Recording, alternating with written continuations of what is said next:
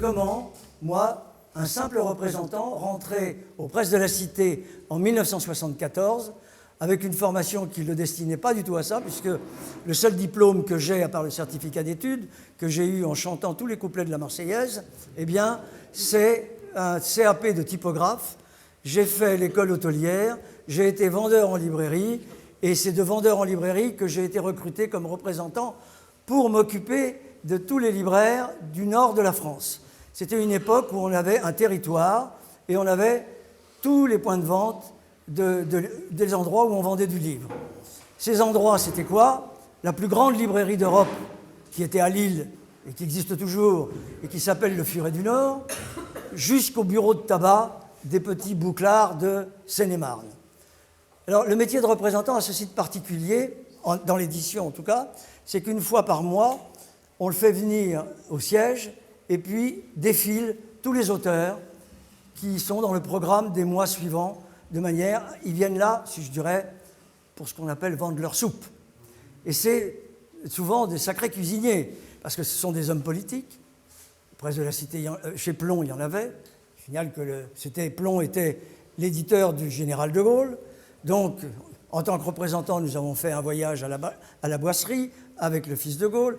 Nous avions des sportifs, nous avions des cuisiniers, et chaque mois, c'était un spectacle. Il s'est trouvé qu'en rencontrant ces auteurs, où ils défilaient les uns après les autres, d'une manière très staccanoviste, 5 minutes à l'un, un quart d'heure à l'autre, un déjeuner quand c'était quelqu'un d'important, et donc on avait une équipe de représentants de ce qu'on appelait des premiers niveaux, c'est-à-dire de toutes les grandes librairies.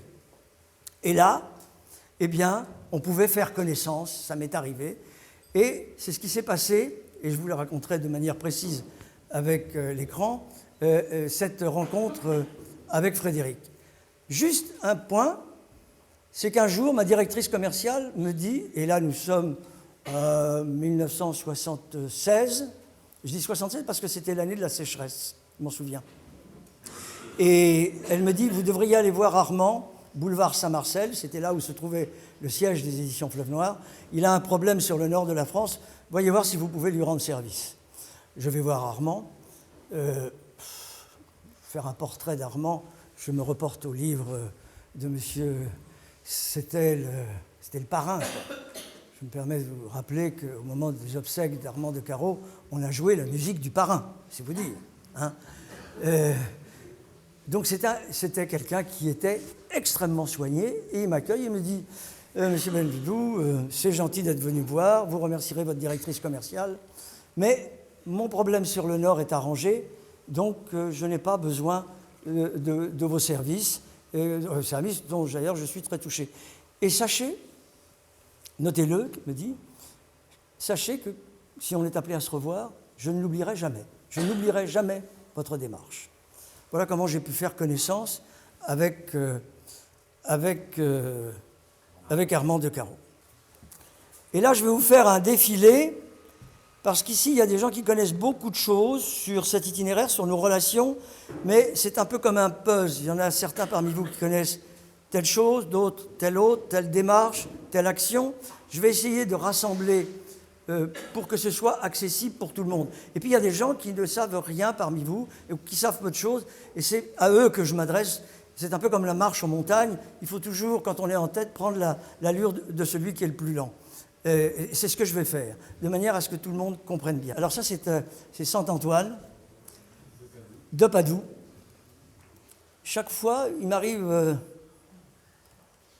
plusieurs fois par mois de rentrer dans une église, et chaque fois, je vais mettre un cierge à Saint-Antoine. D'abord parce qu'on a tous perdu quelque chose. Moi, je le mets en général pour le souvenir de ma fille, mais je me souviens que devant ce carrelage, cette mosaïque, qui était à la ferme de Bonnefontaine, Frédéric s'est arrêté un jour et il m'a dit « Tu ne peux pas savoir ce que je dois à Saint-Antoine ». Et c'est là d'ailleurs que je l'ai interrogé. Je lui ai dit « Mais est-ce que cette affaire d'avoir trouvé San Antonio en posant le doigt, en fermant les yeux et en les ouvrant, en souhaitant que ce soit quelque chose d'acceptable pour en faire un héros de roman policier ?» Je lui ai dit « Est-ce que c'est vrai ?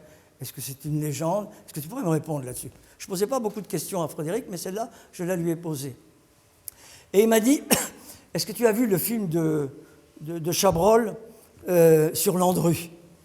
Tu sais que Landru, il a tué toutes ses femmes avec lesquelles il était pour beaucoup d'argent, pour nourrir sa famille. Il prenait toujours 2 allers et un seul retour, hein, et ses femmes finissaient dans le poêle. Et quand il est allé à la guillotine, il a toujours clamé son innocence. C'est Frédéric qui me raconte ça. Et il a toujours clamé son innocence. Et au dernier moment, juste avant de mettre sa tête dans le carcan, son avocat lui dit « Écoutez, à moi, vous pouvez bien me le dire si vous les avez tués. » Et Landru a répondu « Ça, c'est mon petit bagage. » Et sur le doigt avec San Antonio, Frédéric m'a dit « Ben voilà, ma réponse, ça, c'est mon petit bagage. » Ce qui fait que je n'ai jamais pu éclaircir tout à fait ce mystère. J'ai cherché un texte pour expliquer ce que c'était qu'à l'époque où on a fait connaissance, Frédéric. Alors, j'ai trouvé ce texte, je ne vais pas vous le lire en entier, mais parce qu'il a quelque chose qui, à moi, résonne beaucoup. C'est Jean Dutour qui l'avait écrit. On avait été faire avec, je ne sais plus, une interview pour un MSA de Jean Dutour avec M. Bory. Hein, je ne sais pas s'il fait toujours partie de la paroisse.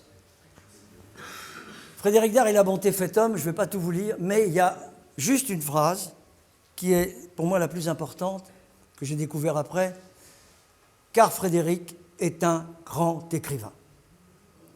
Ça, il faut bien se le dire. Il empoigne son lecteur d'une main ferme, ne le lâche qu'à la dernière ligne. Je n'arrive pas à comparer Frédéric à des auteurs illustres. Il est Rabelais par son langage, son goût, ses énormités. Il est Cervantes par sa sagesse. Les gens me demandent souvent pourquoi un homme comme lui, si doué, n'ayant pas peur des mots, si génial, auprès de qui presque tous les écrivains d'aujourd'hui ont l'air anémiques, n'est pas de l'Académie française. La réponse est simple, c'est parce qu'il est trop jeune. Je ne pouvais pas trouver, évidemment, des textes comme celui-là, il en existe des dizaines, des centaines sur Frédéric, mais j'ai trouvé que celui-là était rassemblé. Les siècles ont beau passer sur eux, ils ne changent pas, tel Frédéric Dard, homme de grand cœur et de grand esprit, enfant de Molière et de Courteline, auteur de poèmes énormes et baroques, déguisés en romans et en drames, qu'on lira tant que le français existera. Alors, ça c'est la place, vous savez, qui est à Saint-Chef. La place qu'occupait, je dis bien occupait, Frédéric Dard au moment où j'ai fait sa connaissance, eh bien, on était devant un paradoxe. C'est-à-dire qu'en 1989, on avait atteint atteint les sommets magnifiques des ventes. Pour vous donner une idée, parce que je suis un commercial, et donc c'est la raison pour laquelle on m'a appelé, c'est qu'on vendait Frédéric Dard, un San Antonio se vendait à près de 600 000 exemplaires. En 1989, on était en dessous de la barre des 500 000. Donc il y avait une désaffection. Je ne vais pas vous faire un grand cours sur les raisons pour lesquelles il y avait une désaffection de la littérature populaire, mais vous allez bien comprendre que, à partir du moment où il n'y avait qu'une chaîne en noir et blanc, qu'il y en a eu plusieurs, que la couleur est arrivée, que les séries sont arrivées et que les distractions se sont multipliées, eh bien, tout simplement, la littérature populaire a baissé. J'ajoute surtout, c'est que cette littérature populaire se vendait dans ce qu'on appelle, si vous voulez, la diffusion du livre et d'autres produits se fait selon une image médicale. Vous avez les artères, les veines et les vaisseaux sanguins. Un corps fonctionne bien si les vaisseaux sanguins sont bien alimentés. Or, les vaisseaux sanguins, dans la diffusion, c'était les petits points de vente de livres qui n'étaient pas professionnels, c'est-à-dire les cafés, les bureaux de tabac, les petites librairies, les marchands de journaux. Et donc, il y avait ce qu'on appelait des tourniquets, où les représentants du Fleuve Noir venaient, enlevaient les parutions du mois précédent pour mettre les suivantes, faisaient les encaissements, non pas en carte bleue, ni même en chèque, mais tout simplement en espèces. C'est un autre monde. Ce monde a, mais je ne peux pas dire lentement disparu, ça s'est passé sur une décennie. Et c'est la décennie qui va de 1975 à 1985. Il suffit de regarder, le seul exemple que je peux vous donner, ce qui était avant dans les livres, dans ces endroits populaires, la place que prend la Française des Jeux. Bien voilà, la Française des Jeux a remplacé le livre et la littérature dans ses points de vente. Donc ça, c'était la place à la fois en tant que notoriété, mais on était devant un paradoxe, c'est que plus ses ventes baissaient et plus sa notoriété personnelle, elle, montait. On pouvait dire, comme l'a dit Hidalgo dans son roman, dans son livre, c'est que Frédéric Dard était un bon client. Il arrivait, lorsqu'il venait promouvoir un de ses livres, tout le monde se l'arrachait parce qu'il passait très bien à la télévision, il passait très bien à la radio, ce magnifique accent lyonnais, sa verve, qui non seulement écrivait, mais sur son vocabulaire. Bref, et donc il avait acquis une très grande notoriété. Même les écrivains qui écrivaient pointu se sont bien gardés de le brocarder. Il était devenu ce qu'on appelle une puissance, une réelle puissance. Ça a de l'importance pour la suite. Moi, je fais connaissance avec Frédéric, non pas en lisant San Antonio, mais avec une relation que j'ai, qui est le responsable du service pneumologie de la Salpêtrière, qui s'appelait le professeur de Rennes, qui s'appelle toujours, mais il n'est plus en activité, et qui apprend, parce que, bon, par relation, il me dit, tu vas t'occuper de Frédéric Dard, est-ce que tu sais qu'il a écrit quelque chose qui est, pour moi, la chose la plus difficile à faire, c'est la définition de l'intelligence. Eh bien, dans cette définition de l'intelligence, tout y est. Et j'avoue que j'ai été frappé par ce texte. Et d'ailleurs, peu d'écrivains, j'en connais pas d'ailleurs, se sont risqués à définir ce qu'est l'intelligence. Donc, j'ai fait connaissance avec Frédéric, avec ce texte-là qui m'a été transmis par le professeur de Rennes. Alors ici, c'est quelque chose que certains d'entre vous connaissent parce que c'est un projet avorté. Alors, on voit une illustration de Gourdon, un San Antonio avec une marque d'édition Fayard et l'autre Fleuve Noir. Et puis, c'est une maquette. Alors, comme nous sommes à Lectoure, il y avait, dans ces années-là, un maquettiste de livres, c'était sa fonction. Il avait été d'ailleurs diplômé de l'école Nestienne. Et je lui avais dit... C'est pour ça que je vous en parle maintenant. Vous allez voir après comprendre la suite, c'est qu'il va être question de ces deux maisons d'édition tout à l'heure. Pourquoi Frédéric a failli passer d'une maison à l'autre, et je rentrerai dans le détail. Eh bien, j'avais dit à ce maquettiste qui, par le plus grand des hasards, habitait Lectoure. Ça ne m'invente pas. Et il habitait Lectoure, j'ai fait le déplacement à Lectoure, et il continuait à faire un peu en freelance comme ça ses couvertures. Et il s'était mis il y a pas mal d'antiquaires à Lectoure, je crois, je sais même, et il s'était mis d'importer des meubles chinois, il faisait commerce de meubles chinois. Mais je lui avais dit, il y a la possibilité de refaire les couvertures de San Antonio un jour, si ça change d'éditeur, si on arrive à s'entendre avec le Fleuve Noir, etc. Et là, j'anticipe un peu, mais vous allez comprendre tout de suite pourquoi. Et je lui dis, est-ce que tu pourrais me faire une maquette? Je ne te paye pas. Je te paierai, tu seras payé le jour où ces maquettes viendront le jour. Alors il me fait ça, et je n'ai gardé que ça, mais il me dit, tu sais, fonction du livre, fonction du sujet, d'abord on peut reprendre là, dans les rééditions, toutes les illustrations de Gourdon et des autres, et on mettrait les illustrations originales, peut-être pas en totalité, mais sous forme de vignettes comme ça, on mettrait la signature de San Antonio, et par contre, ce qui est très important, c'est qu'on peut changer aussi la couleur du fond en fonction du sujet. J'avais été très séduit par cette présentation. À titre indicatif, je l'ai proposé à peu près une dizaine de fois à toutes les personnes sur une période qui va de 1989 à 2022. Je l'ai proposé au Fleuve Noir à chaque fois, ça n'a jamais été accepté. Non pas parce que c'était mauvais, non pas parce que c'était simplement parce que ça ne venait pas d'eux. Voilà. Et je suis là-dessus péremptoire. J'ai gardé ça en espérant qu'un jour, sous une forme ou sous une autre, quelque chose d'approchant. Il y a une personne à qui je les ai montrés qui a dit « c'est formidable, c'est ça qu'il faut faire », et j'en reparlerai tout à l'heure, c'est Antoine Decaune. Voilà. Est-ce que je vous intéresse un peu? Ah, parce que... Merci. Alors j'ai photographié cette page du livre de monsieur, que je vous recommande encore une fois, qui est l'année charnière 1986. Qu'est-ce qui se passe en 1986? Les presses de la Cité ont gagné beaucoup d'argent, non pas en faisant de l'édition, paradoxalement, mais en créant et en mettant sur le marché, associé avec les Allemands, un club bien connu qui est maintenant en totale décapotade, qui s'appelle France Loisirs. France Loisirs est arrivé, ce sont des Allemands qui sont arrivés, ils ont été voir Hachette. Hachette n'acceptait pas, ne croyait pas du tout à ce projet.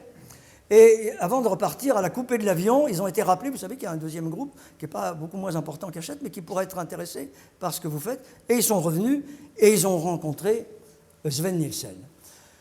Ça a commencé petitement, et ce qui s'est passé, c'est que la petite puce qu'était France Loisirs est devenue énorme. C'est-à-dire qu'elle a compté à un moment près de 3 millions d'abonnés. Ça veut dire que 3 millions de livres de plusieurs titres partaient avec des abonnés. C'était un système d'abonnement où les gens choisissaient ce qu'ils voulaient. Vous étiez obligé d'acheter un livre chaque mois, mais vous pouviez en acheter davantage. Et eh bien, comme l'entreprise était familiale, elle a attiré des convoitises. Des convoitises avec des trahisons intérieures et des convoitises étrangères.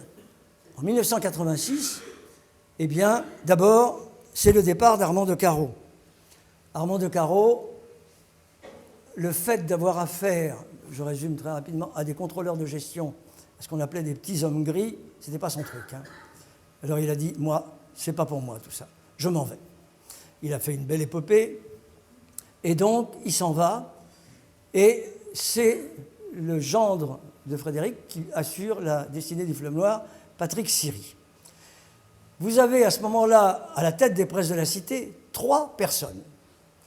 Les presses de la Cité avaient assuré leur distribution en rachetant des grossistes régionaux, en Bretagne, dans le Midi, partout, sauf dans le Nord, qui dépendait de Paris. Et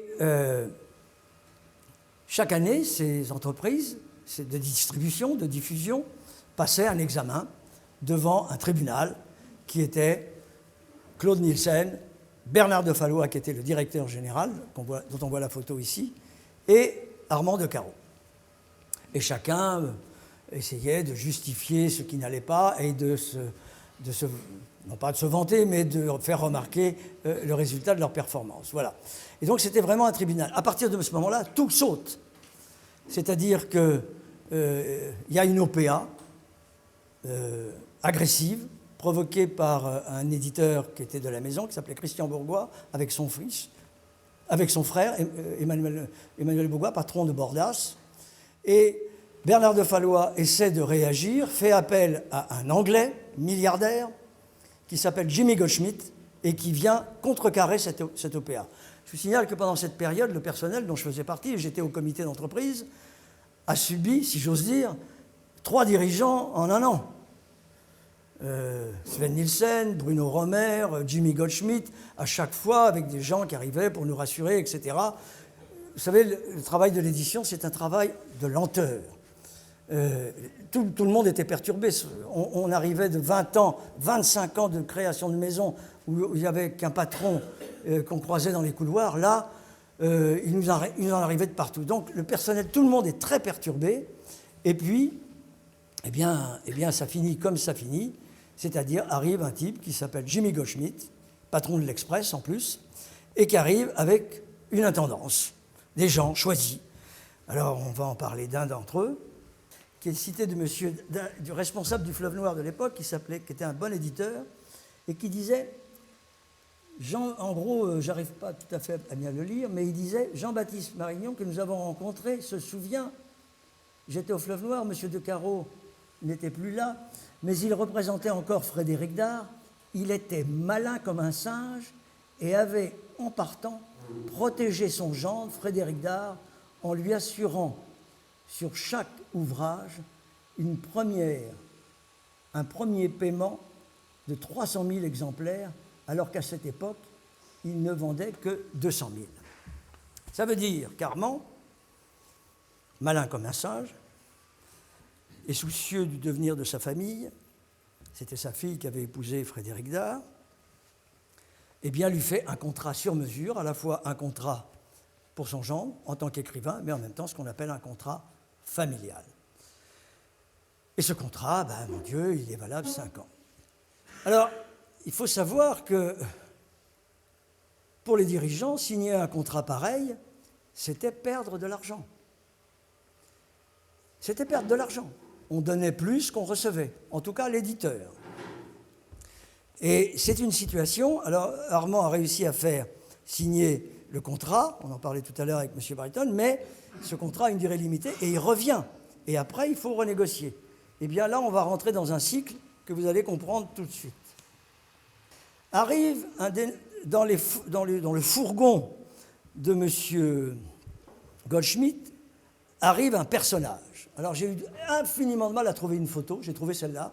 Il n'est pas particulièrement avantageux, mais c'est une photo où il est reçu dans le comment on appelle ça, le Rotary Club, vous voyez. Voilà, ça fait partie de ce monde-là. Alors, M. Chalmin, apprenant que M. Goldschmidt s'est fait le propriétaire du groupe de la Cité, puisque c'est comme ça qu'on l'appelle, se renseigne sur son vol en provenance des États-Unis et fait en sorte, en payant qui il fallait, d'être assis à côté de lui dans l'avion. Quand il est arrivé à Roissy, eh bien, il était responsable de ce qu'on appelait le mass market à l'époque, c'est un vilain mot, hein, eh bien, de tout ce qui était de poche, de format de poche dans le groupe de la Cité, dont Fleuve Noir. Et puis en même temps, comme c'est un très bon commerçant, M. Chalmin, c'est vrai, je vous signale que son père a fait fortune dans l'invention des boîtes en camembert, vous savez, en copeaux de bois. Voilà. Et c'était quelqu'un qui avait réussi aux États-Unis et au Canada avec cette fameuse collection qu'on appelle Harlequin. Je ne sais pas si vous vous souvenez tous de ce que c'était qu'Harlequin. Harlequin, c'était des romans roses, pour ne pas dire, on ne dit plus romans féminins maintenant, ça on se fait lapider. Mais c'était des romans roses, et ça s'est vendu par des centaines de milliers d'exemplaires, à la fois là-bas, et il l'a importé en France.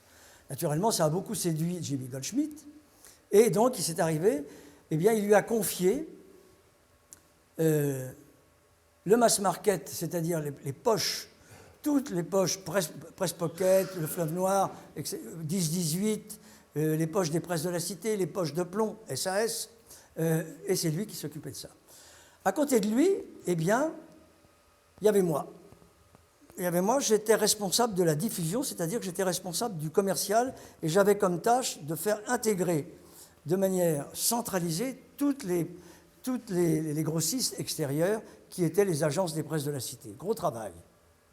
Je ne me suis pas fait que des amis, là, et je travaillais à ses côtés. Je ne pensais pas que j'allais être pris, tout simplement parce que la personne que j'admirais le plus dans les trois que j'ai cités tout à l'heure, à part Armand de Caro, mais il était plus patron, il était devenu agent de Frédéric. Moi, c'était Bernard de Fallois. Bernard de Fallois ayant été lourdé, parce que ça se faisait comme ça, j'attendais mon tour. Après 17 ans de maison, j'ai passé 17 ans aux presses de la Cité, comme commercial, eh bien, on m'a dit non, vous restez et vous vous occuperez de la diffusion. J'ai donc travaillé avec ce monsieur Chalmin. Qu'est-ce qui s'est revenu sur le tapis? Eh bien, il est revenu le contrat de Frédéric Dard. Et c'est M. Chalmin qui devait le signer ce coup-ci. Alors, sur cette photo, vous me voyez à gauche, avec un peu moins de circonférence que maintenant. Vous avez Jean-Manuel Bourrois, qui est le patron du groupe de la Cité à l'époque. Vous avez Frédéric. Vous avez la personne qui est arrivée avec M. Chalmin, qui est une dame tout à fait charmante, qui s'appelle Founi Guiramant.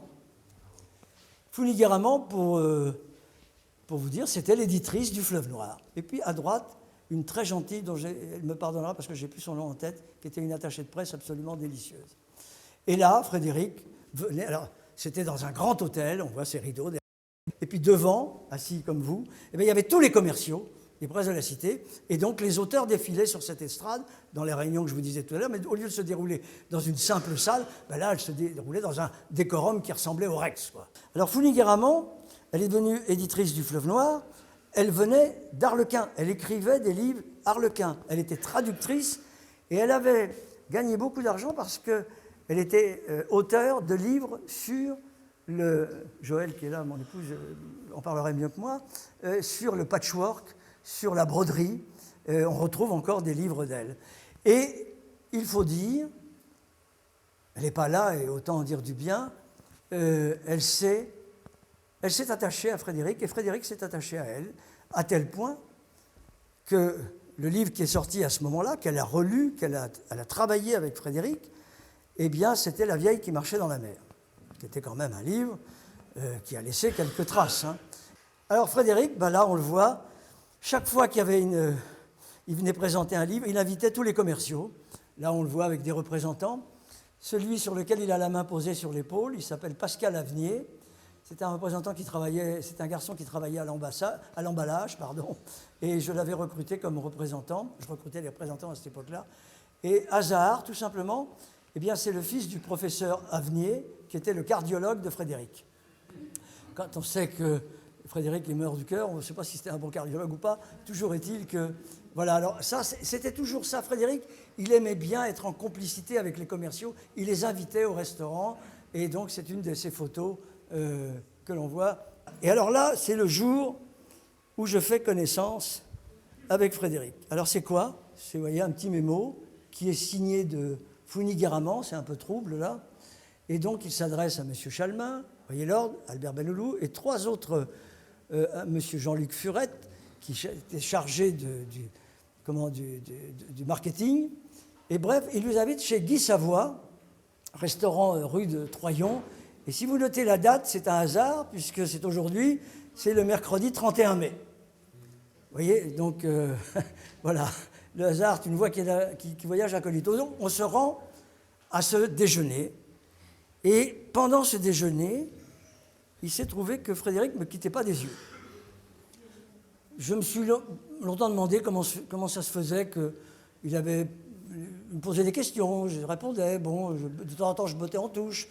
Le matin même, je lui avais été présenté dans le bureau de Christian Chalmin. Et le bureau de Christian Chalmin, c'était le bureau d'Armand de Caro. C'était un bureau incroyable, tapissé de rouge, avec un bureau, on aurait dit Cap Canaveral, vous savez. Et Frédéric, Christian Chalmin dit, voilà, je vous présente Albert Benloulou, qui s'est occupé de la commercialisation de votre livre, et on lui doit toute la réussite. Alors, évidemment, j'étais très intimidé, très, très intimidé, et j'ai dit à Frédéric, écoutez, je ne sais pas quoi vous dire, il vaut mieux que je me taise, parce que je vais me prendre les pieds dans le tapis. Et là, Frédéric m'a dit, j'adore les gens qui se prennent les pieds dans le tapis. Voilà. Et donc, on s'est retrouvés à ce restaurant. En sortant, il m'a fait signe et il m'a demandé de sortir. On est sortis avant tout le monde et a commencé là, pour la première fois, une conversation. Et il me dit, est-ce que tu connais des poèmes? Alors, à ce moment-là, j'en prenais ma mémoire en apprenant chaque matin des poèmes. C'était l'homme politique Alain Perfit qui m'avait donné ce truc pour entretenir sa mémoire. Il me dit, autant le faire de manière agréable, il faut apprendre des poèmes. Ce qui s'est passé, c'est que je n'allais pas lui réciter le lac de Lamartine sur le trottoir, donc j'ai trouvé quelque chose de court. Alors je lui dis, j'ai l'épitaphe de la tombe de Jean Valjean. Et là, je lui récite, comme ça, sur le trottoir. Il dort, quoique le sort fût pour lui bien étrange, il vivait. Il mourut quand il n'eut plus son ange. Et là, Frédéric enchaîne avec moi et récite en même temps que moi, la chose simplement d'elle-même arriva, comme la nuit se fait lorsque le jour s'en va. Et c'est comme ça qu'on a fait connaissance, avec ce poème. Pendant toutes les années qui ont suivi, il y a eu des conversations. Évidemment, nous avons parlé de Simenon. Par exemple, sur les premières phrases, à un moment, on s'est beaucoup penché sur les premières phrases. Maxime Junot n'est pas là, mais il avait fait un livre qui s'appelle « Il poussa la porte et entra », ce qui était toujours le meilleur moyen de commencer un livre pour Frédéric. Mais on trouvait, par exemple, que les premières phrases de Simenon étaient vraiment de loin les meilleures. Pour lui, le patron, c'était Simenon. Évidemment, on a parlé de Céline. Je reviendrai sur Céline parce que moi, ce n'était pas le moment de me demander de lire Céline. Je n'ai jamais réussi à le lire. Et je n'ai jamais voulu le lire, pour des raisons faciles à comprendre. Mais j'admettais évidemment le séisme que ça a été pour lui, ce style nouveau, cette libération dans l'écriture. Et c'est vrai que sur la forme, Céline était... Il n'y a rien au-dessus, mais sur le fond, et le fond pour moi l'a toujours emporté sur la forme. Mais pendant les années qui ont suivi, nous n'avons jamais cessé. Le livre dont nous avons parlé le plus, c'est Les Misérables. Mais vraiment, des conversations. Un jour, on a passé 1h30 au téléphone. On a passé 1h30 au téléphone, parce que, d'abord, sur le personnage d'Hugo, qui est le contraire de ce qui se passe actuellement quand on vit. Hugo, au début de sa vie, était un bourgeois, presque noble, un dandy, et il finit avec l'amour du peuple. Et on a passé des heures à parler des obsèques d'Hugo, où ça a été pour le peuple de Paris qui a rassemblé. Même la Libération n'a pas rassemblé autant de monde, et Dieu sait que Paris était moins peuplé. Simplement, tout était là. Et on a discuté des personnages. Et je dois dire que, autant, moi, par exemple, avec Frédéric, le personnage central, évidemment, c'est Jean Valjean, mais le personnage central, c'était Javert. Pourquoi Javert se suicide à un moment donné? Parce qu'il est libéré par Jean Valjean? Parce qu'il ne peut plus assumer ce qu'il a fait? Ou alors parce qu'il n'a rien compris? On n'a jamais réussi, mais pendant des années, on a sans arrêt. Et alors, il faut savoir aussi qu'avec Hossein, ils avaient fait, vous vous souvenez, le grand Barnum que faisait Hossein avec le théâtre, il y avait eu Les Misérables, mais pour lui, c'était le livre des livres. Et alors, de temps en temps, on se téléphonait comme ça, on disait « Ah, on parle de quoi aujourd'hui? On va parler du Tour de France? Non. Allez, on va se dire encore sur les Misérables. Est-ce que les Thénardier étaient ceci? Est-ce que c'était cela? Est-ce que tu crois vraiment, Hugo, dans la définition qu'il donne de Francine, qui vend ses cheveux, qui vend ses dents pour payer les pensions des Thénardier? Enfin, c'était des conversations admirables. Évidemment que je n'ai pas enregistré, mais je vous assure qu'il ne se passe pas un mois sans que de temps en temps je reprenne Les Misérables et que je vienne dedans. Mais pendant des années, ce livre nous a accompagnés. Alors là, je voulais vous faire un petit coup, parce qu'on a parlé du contrat tout à l'heure, alors je vais rester simple. Vous savez que les livres, comme les médicaments, le prix de vente est décidé par celui qui le fabrique, c'est-à-dire par l'éditeur. À partir du moment où un prix est inscrit sur un livre, eh bien, avec l'interdiction de le discounter, pendant un certain temps, eh bien, la répartition se fait de la manière suivante. Grosso modo, mais je vous dirai s'il y a des temps. Vous voyez, la TVA est de 5,5, l'auteur perçoit 8%, la diffusion et la distribution, 18%. Un mot de vocabulaire sur la diffusion-distribution. Comment différencie-t-on la diffusion de la distribution? C'est simple. La distribution, c'est tout ce qui se touche. C'est le papier, c'est les factures, c'est les camions, c'est les entrepôts, c'est l'imprimerie. La diffusion, c'est le colportage, c'est le commercial. On ne paye que les gens, les ordinateurs, les voitures, et c'est tout. Mais la distribution, diffusion-distribution, 18%. Fabrication, 14%, qui est à inclure après dans la distribution. L'édition, 19%. Le point de vente, 35,5%, c'est une moyenne. Pour vous donner un petit bouclard qui vendait des journaux, etc., il va avoir 30%, 31%, et la FNAC va avoir 40%, et Carrefour va avoir 40% plus des remises arrière qu'on n'arrive jamais à comptabiliser. Ça peut monter, mais la moyenne s'établit à 35,5%. Autrement dit, pour un livre qui est vendu 20 €, la répartition se fait de la manière suivante. La TVA, 1,10 €, l'auteur, 1,40 €, la diffusion, 1,40 €, la distribution, 2,20 €, la fabrication, 2,80 €, ça dépend aussi du livre, l'édition, 4 € et le point de vente, 7 €. Vous imaginez bien que le contrat de Frédéric Dard, il était ici de 20%. 20%. Les rééditions, souvent réécrites, notre ami Amoré sait de quoi je parle, eh bien, étaient, elles, payées à 18%. Donc il fallait vendre pour assurer un équilibre économique. Qui est-ce qui perdait de l'argent dans cette affaire? Pas le point de vente. Lui, sa marge, 35, 30, 40. C'est l'édition. La distribution, elle transporte. Le commercial, il vend. La fabrication, on fabrique. Et là, l'édition, quand il rend ses comptes, eh bien, il dit, voilà, les résultats sont ça, tel auteur c'est ci, etc. Frédéric Dard, nous sommes en dessous de la ligne de flottaison. Voilà, la dernière page. Là, c'est M. Chalmin. Vous avez vu la grandeur de sa signature, elle lui ressemble, c'est simple. Hein. Vous avez le personnage tout à l'heure. Vous avez 3 signatures, Frédéric Dard, Armand de Caro, Christian Chalmin. C'est fait le 15 octobre, ce qui est le jour de mon anniversaire, autre hasard, 1987. Je sais qu'il y a eu beaucoup de discussions. Et celui qui défendait le morceau, c'était Armand. Et Armand a dit à un moment, écoutez, c'est simple, hein, si vous ne signez pas, on peut penser que Frédéric Dard peut être intéressé par d'autres maisons d'édition. Est-il de vous dire que M. Chalmin, qui n'avait pas la cote à ce moment-là, a dit allez, on signe, quoi. Et ils ont signé. Ils ont signé à nouveau pour 5 ans. Renouvelable par tacite conduction. J'ajoute qu'en plus, pour vous donner, on essayait quand même avec beaucoup de courtoisie, et même au-delà, tout ça était très sucré. On avait même promis à Frédéric Dard de faire la bibliothèque San Antonio, qui n'a vu qu'un seul titre, Le Hotu. Alors Frédéric a dit, ah ben oui, moi j'aimerais bien que vous puissiez se procurer et qu'on fasse une bibliothèque de tous les livres que j'aime.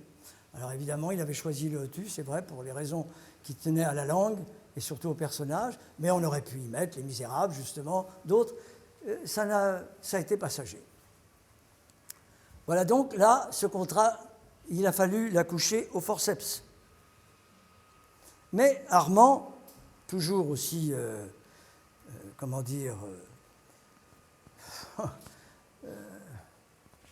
pas agressif, non. Je cherche, le mot me reviendra, il n'y avait jamais d'agressivité. Il était tenace, il était persévérant, et il était, voilà, je cherche le mot, mais je l'ai trouvé, il était pugnace. C'est un mot qu'on emploie rarement, mais qui dit bien ce qu'il veut dire. Et alors là, eh bien, comme je m'occupe du commercial, pour la première fois, il me dédicace son livre, donc, parce qu'on avait tout fait, on disait toujours, je n'étais pas dans le secret des dieux, hein. J'ai appris après l'histoire du contrat, mais il y avait une force tranquille, c'était, n'oubliez pas, quelqu'un avec qui il aura des relations très suivies et même d'amitié, qui était le slogan de Mitterrand à l'époque de sa campagne. Hein, vous vous souvenez de cette affiche avec un village français, on voyait Mitterrand très souriant, il s'était fait limer les dents. Voilà un projet de couverture inabouti. Hein, alors, on s'était bien amusé avec ça. Je l'ai gardé. Par procuration, cher Albert, je te dédie cette histoire d'amour avec mon affection San Antonio. On s'est beaucoup amusé au restaurant avec ça. Alors, c'était le système. Hein. Je veux dire que on proposait 5 dessins, quel que soit le dessinateur. Ça tournait entre Françoise, Armand, Christian Chalmin à l'époque, les gens qui étaient là de l'édition, et puis chacun donnait une note entre 1 et 5, et c'était le dessin qui avait reçu le plus de notes qui était choisi pour l'illustration. Alors ça, j'y suis absolument pour rien, mais on s'est beaucoup amusé à ça. Je ne sais pas si vous vous souvenez, si tout le monde, mais je parle pour ceux qui ne connaissent pas cette histoire-là. Frédéric crée un livre qui s'appelle « Papa, achète-moi une pute », paru en mai 89, donc à l'époque que je vous dis. Et sur ce livre, il y avait écrit « De nombreux graffitis tracés au stabilo-boss sur les murs nous apprennent que Madame Geneviève Maudru est une pute ». Alors, le plus grand des hasards, c'est que l'action se passe à Marseille et qu'effectivement, à Marseille, il y a une dame qui s'appelle Madame Maudru et qui n'a pas du tout apprécié. Et celle-ci a porté plainte devant le tribunal de grande instance réclamant 200 000 francs de réparation. Et Frédéric est passé au tribunal et il a fallu payer, je crois, pas la somme réclamée, mais je crois que je l'ai ici, 28 000 francs. Voilà. Alors ça, on s'est beaucoup amusé à ça parce que ces éléments sont arrivés, on a toujours été confrontés avec des coïncidences et des hasards. Ça, vous avouerez quand même que c'est un sacré hasard. Trouver une femme qui s'appelle Geneviève Maudru, qui est marchande de journaux à Marseille et qui porte le même nom au même endroit, vous avouerez que c'est quand même pas banal, quoi. Et donc, il est arrivé beaucoup de situations comme ça où Frédéric était extrêmement attentif aux effets du hasard. Il avait cette sorte permanente de prémonition. Ça a été le bel exemple. Je démissionne en avril 91 des presses de la Cité parce que M. Chalmin est viré, débarqué. J'attends qu'on vienne me voir, non pas pour prendre la direction du journal, j'aurais été bien incapable d'être éditeur à ce moment-là, mais simplement pour être... est-ce que c'est moi qui vais m'occuper du commercial? On me dit non, c'est quelqu'un qui va venir. Bon, j'attends, et arrive un monsieur dont je tairai le nom, et qui n'était vraiment pas à la hauteur de la situation et du travail que réclamait ce travail de centralisation des grossistes pour faire une plateforme unique aux presses de la Cité de diffusion et de distribution. Alors, je dis, écoutez, vous ne m'avez pas averti, personne ne m'a averti, moi, je m'en vais. Je m'en vais et je refuse cette nomination. Je veux bien être le numéro 2 d'un numéro 1, mais je ne veux pas être le numéro 2 d'un numéro 5. Donc, je m'en vais. Alors, on me dit, mais c'est une décision c'est une décision générale, vous ne devez que vous soumettre. Je dis non, je ferai jouer la clause de conscience. On me dit, mais dans l'édition, la clause de conscience, ça n'existe pas. Ben, j'ai dit, ça se plaide. Et j'exposerai les raisons précises si je dois passer un jour en prud'homme ou en tribunal. Et pendant 4 mois, je me rends tous les matins au bureau, je pose ma serviette et il ne se passe rien.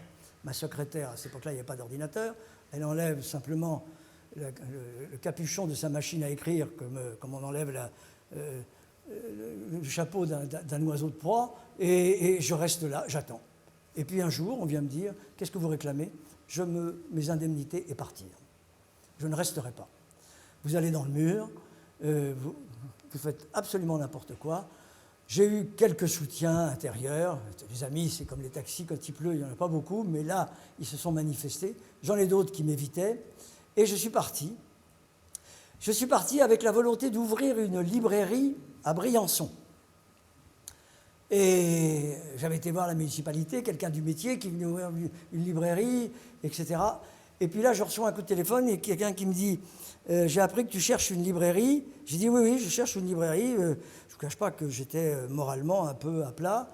Et on me dit « je te propose la plus grande de France. Je te propose même la plus grande librairie d'Europe. » Et c'était la librairie du Forum des Halles à Paris. Et là, j'arrive, il y a 200 employés. Pour vous donner une idée, on vendait en moyenne chaque jour, tout genre confondu, entre 12 000 et 15 000 livres par jour. Donc c'était vraiment un paquebot. Voilà.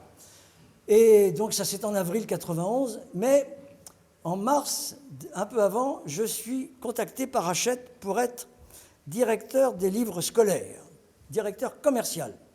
Moi qui n'avais que le certificat d'études, c'est une opportunité qui me permettait de rentrer chez Hachette. Alors je ne suis pas resté à la FNAC, au grand déplaisir du personnel qui m'aimait bien. Il y avait beaucoup de syndicalistes à la FNAC. Je m'entendais très bien avec eux. On avait des réunions qui duraient jusqu'à 4 heures du matin.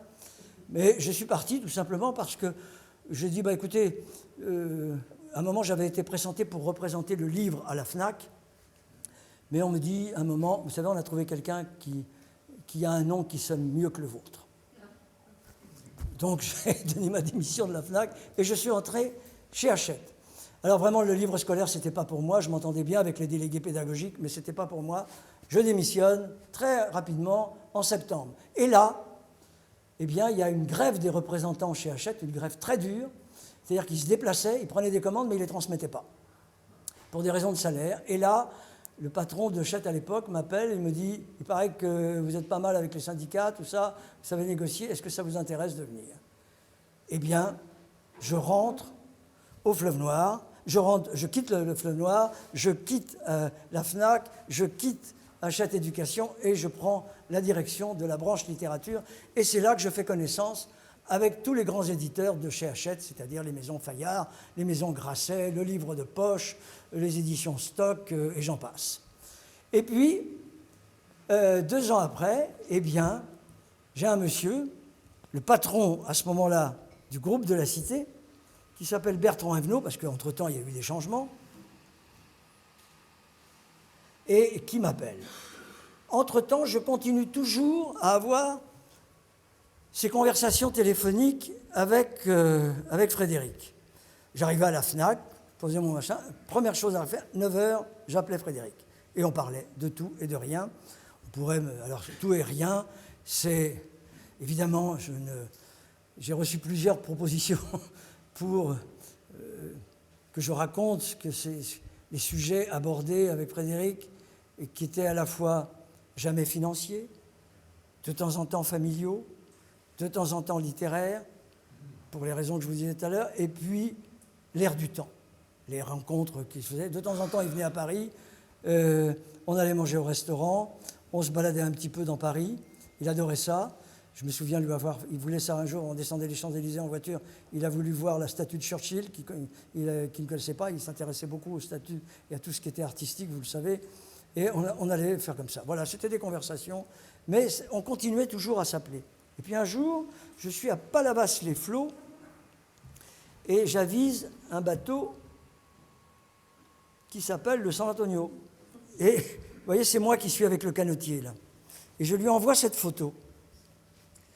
Et alors là, il m'appelle, il me dit, tu sais que des gens qui se baladent avec un canotier, t'en vois pas un par jour. Et c'est vrai que moi, j'ai toujours été... Alors j'avais toujours un mal fou à trouver des canotiers. J'ai toujours été un adepte, non pas du Panama, mais du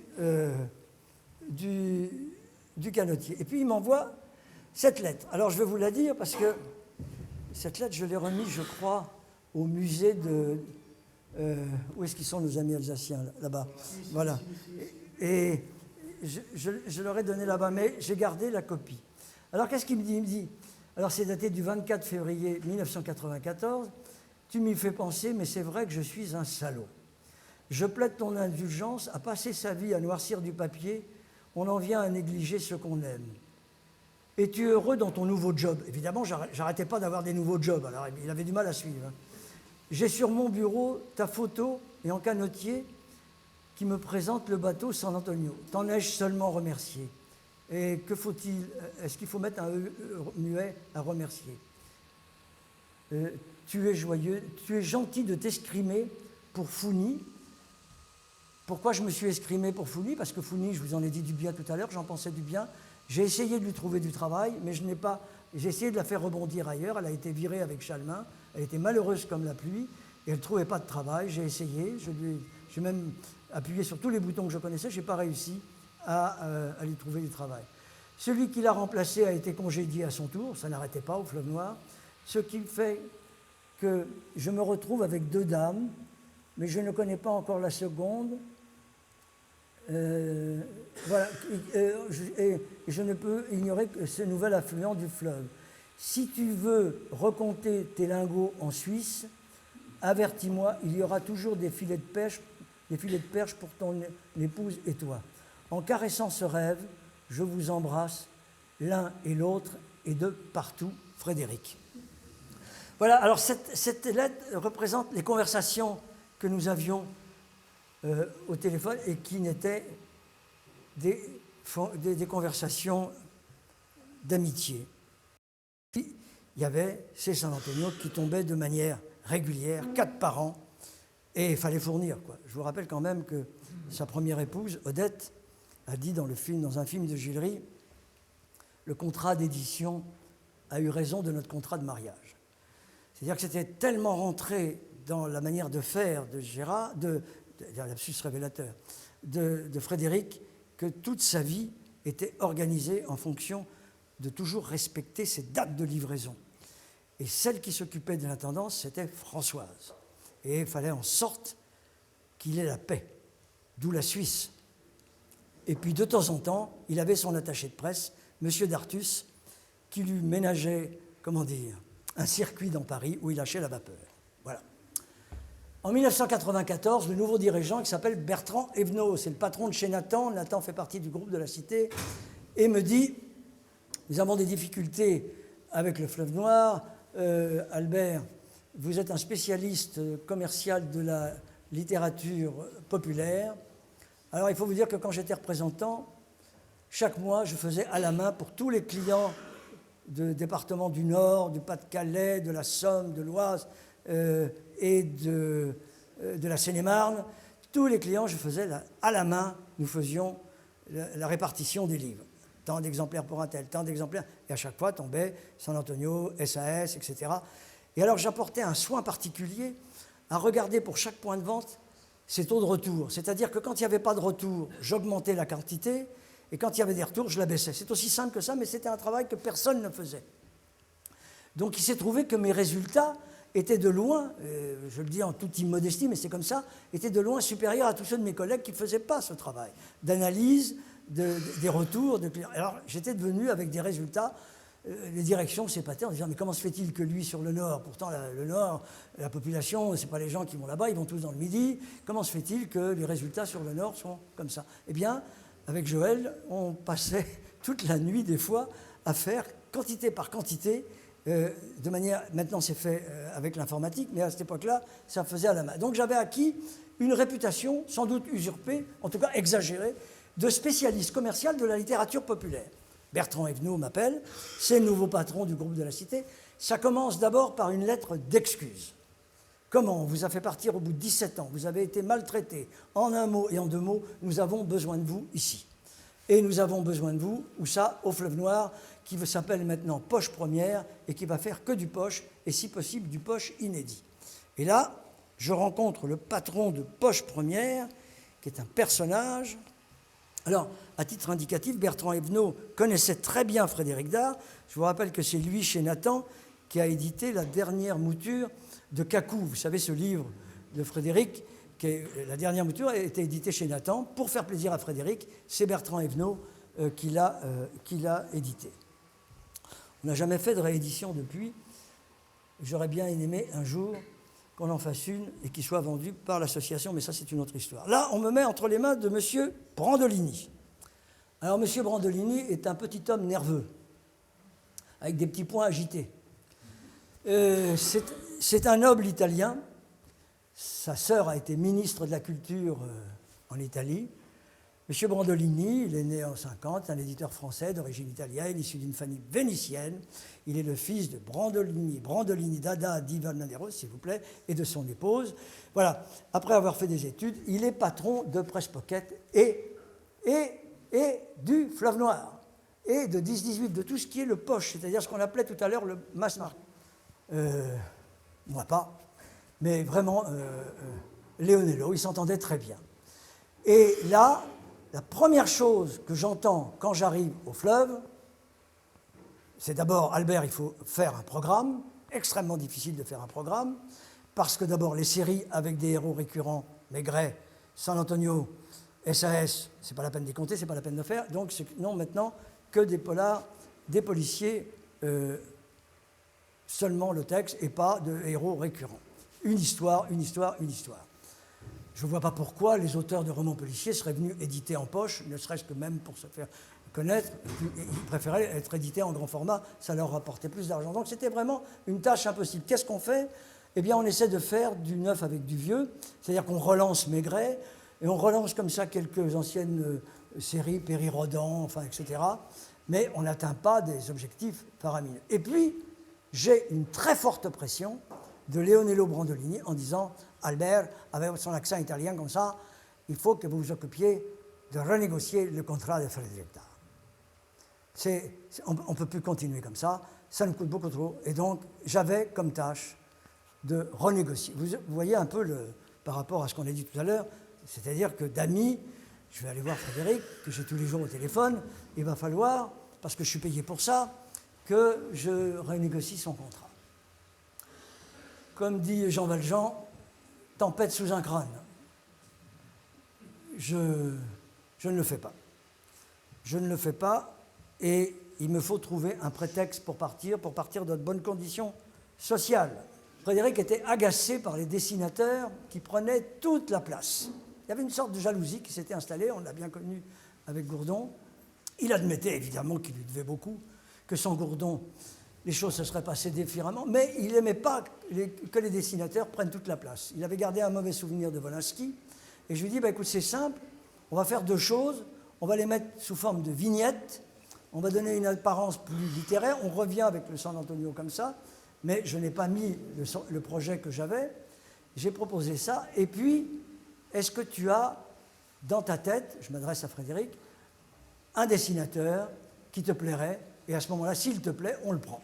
Il suivait toujours tout ce qui était dessin, tout ce qui était peinture, etc. Et il dit, il y a quelqu'un dont le trait et l'humour j'adore, c'est Claude Serre. Est-ce que tu le connais? Claude Serre éditait dans une maison qui s'appelle Glénat.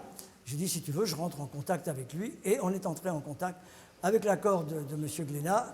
Les couvertures ont donc trouvé comme dessinateur Claude Serre. Claude Serre est devenu un ami, mais un véritable ami de Frédéric.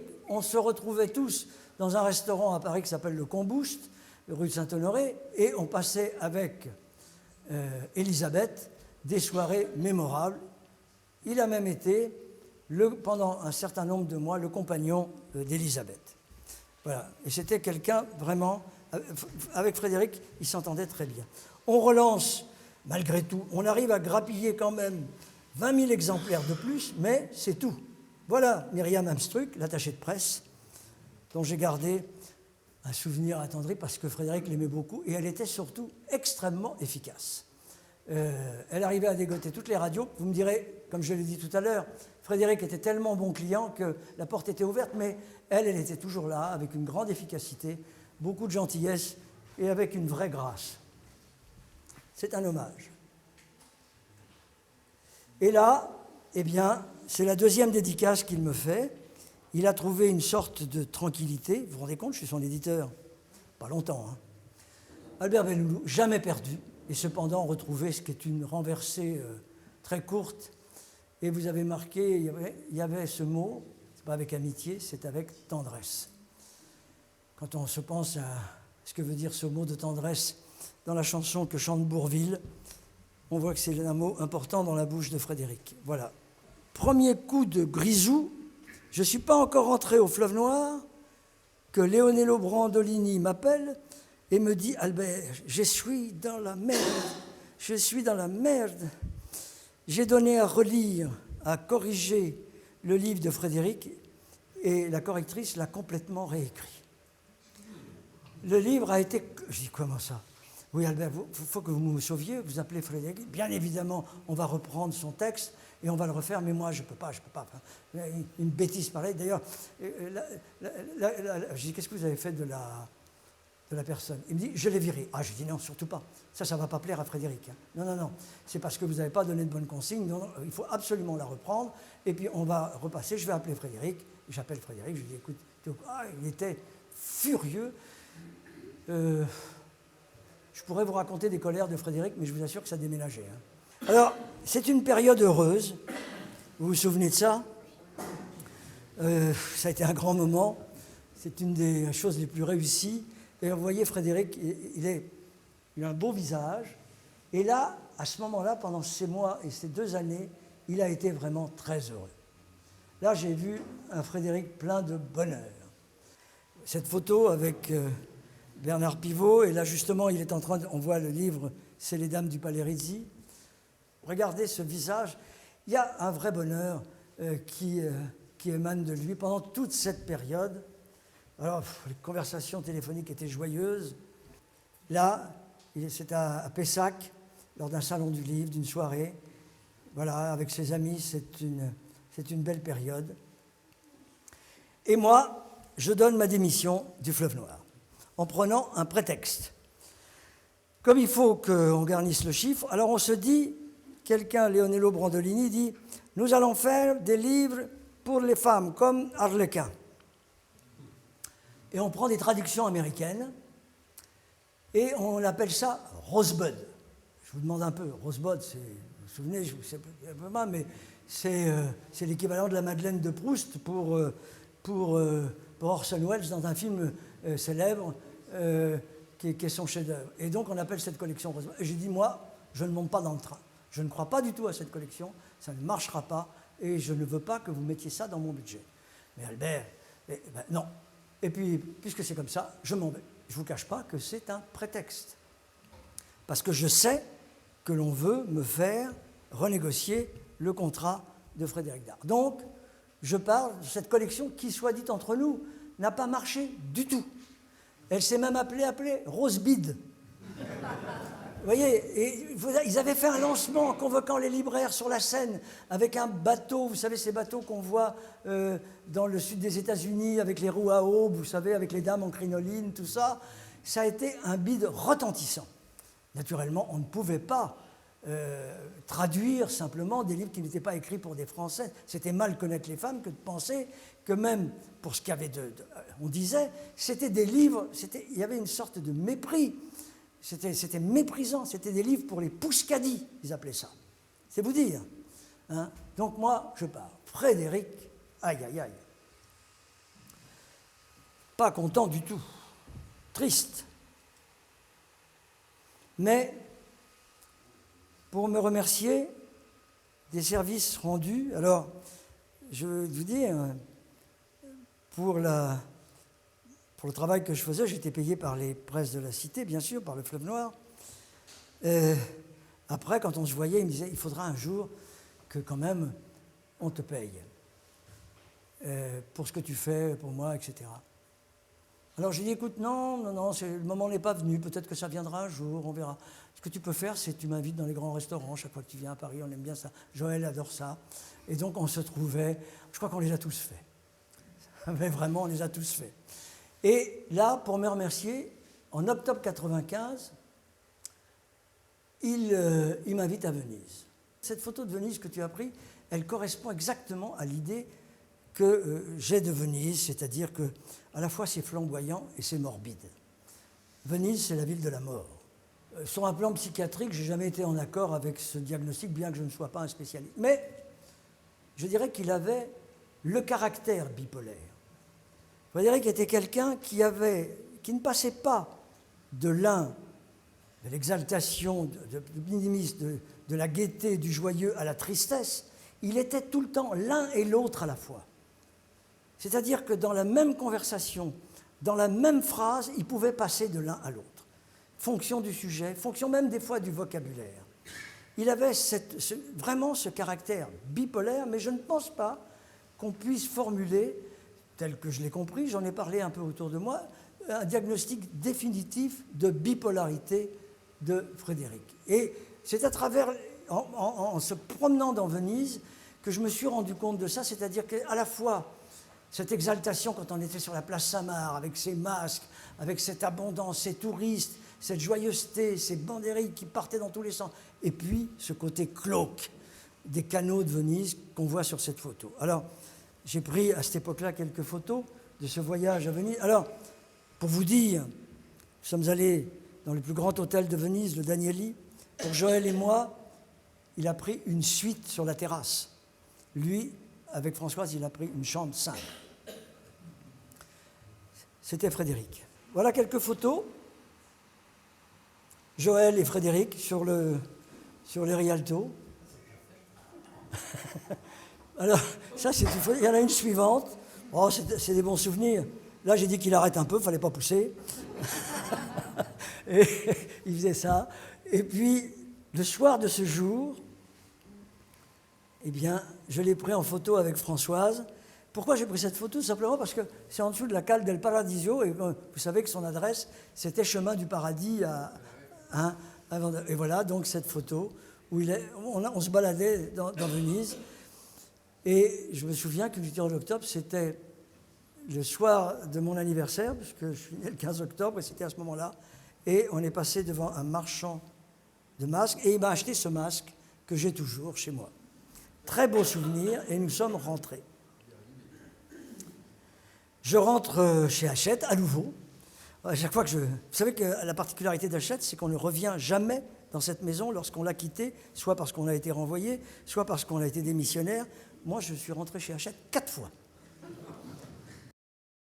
Comment lui est venu? Je savais qu'il cherchait toujours les sujets. Et c'était toujours problématique, et ça l'angoissait beaucoup pour les prochains gros, comme il les appelait. Et là, tout simplement, il y avait une nurse, il avait une nurse anglaise qui s'occupait des petits garçons de Joséphine. Et alors, il me parlait de cette nurse, et il me disait, elle est anglaise, déjà. Non seulement elle est anglaise, mais elle est bizarre. Et je dis, mais ça fera un très bon sujet de livre, top là. Et c'est comme ça que les choses sont parties. Et en fait, il a fait le portrait de cette Anglaise qui avait tout d'anglaise, sauf l'envie de la sauter, quoi. Et là, le 29 juin 1996, c'est les 75. Alors, je ne l'ai jamais dit à Daniel Syrah, mais si vous saviez, peut-être qu'il vous l'a dit, mais comme ça lui avait fait plaisir, ça. Combien il avait été ému par cette attention, qui était une attention simple, c'est quoi?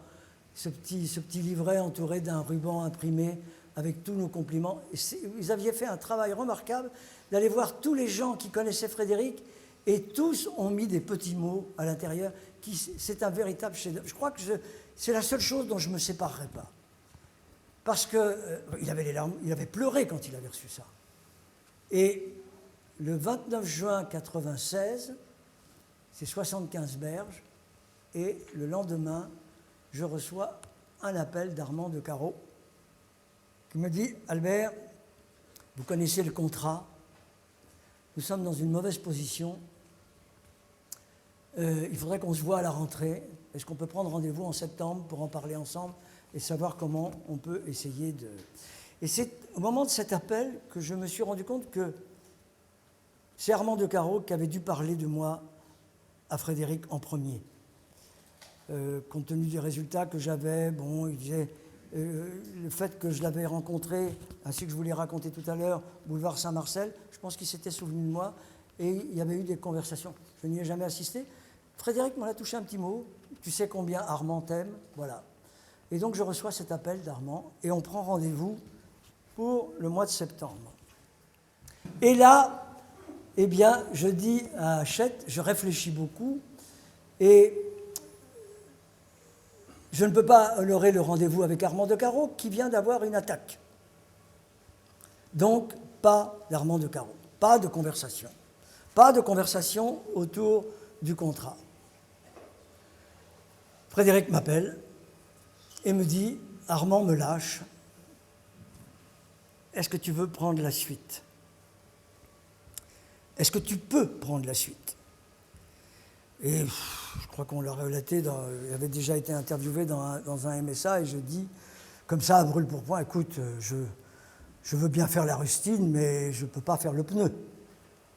Il me dit, il faut avoir fait du vélo pour savoir combien c'est utile d'avoir une rustine.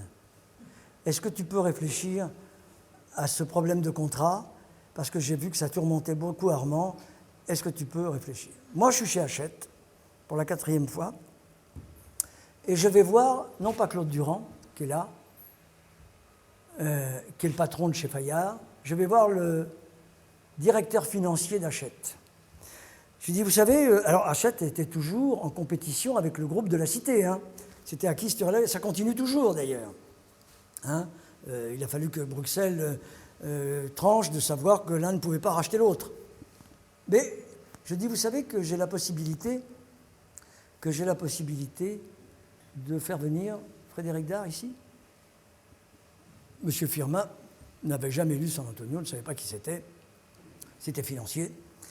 Mais quelque temps après, je reçois un coup de fil de Claude Durand. Alors, Claude Durand, j'ai essayé de trouver, de le définir, mais c'est le meilleur texte que j'ai trouvé, il n'est pas de moi. Hein. Bloc de pierre et discours de fond. Claude Durand, j'ajouterais que c'était un homme de gauche, hein. Président des éditions Fayard depuis 1980, possède une stature de grand éditeur, orgueilleux et vindicatif. Les uns et les autres le décrivent comme fiable, méprisant, libre, travailleur, revanchard, excellent paranoïaque, joueur, coléreux, personnalité dure et aiguë. Ses amis peuvent compter sur son inaliénable fidélité, c'est vrai. Ses ennemis peuvent s'attendre à son inexpugnable rancune. Aucune dérogation à la règle. Le milieu de l'édition bruise de ses missives impitoyables, généralement envoyées aux directeurs de journaux, et ses lettres bouleversantes, souvent écrites pour fêter ou consoler un plan.